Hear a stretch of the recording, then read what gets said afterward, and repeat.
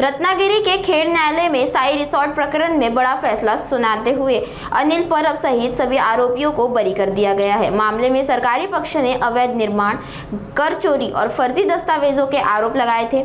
हालांकि अदालत ने सबूतों के अभाव के सभी आरोपियों को निर्दोष करार दिया है। इस फैसले ने राजनीतिक हलकों में चर्चा तेज हो गई है। पिछले कई वर्षों से यह मामला विवादों में रहा था। अब कोर्ट के फैसलों के बाद इस प्रकरण पर कानूनी रूप से विराम लग गया है।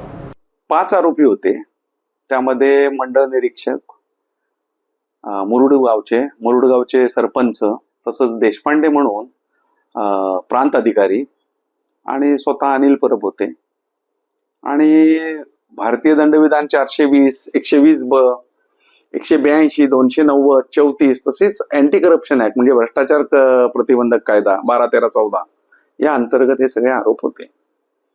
आता या आरोपांबद्दल जो पुरावा पाहिजे तो कोणताही पुरावा नव्हता। रिसॉर्ट खरेदी करताना, ती जागा खरेदी करताना स्टॅम्प दिला नाही आणि तो कमी दिला आणि फसवणूक केली असा आरोप होता।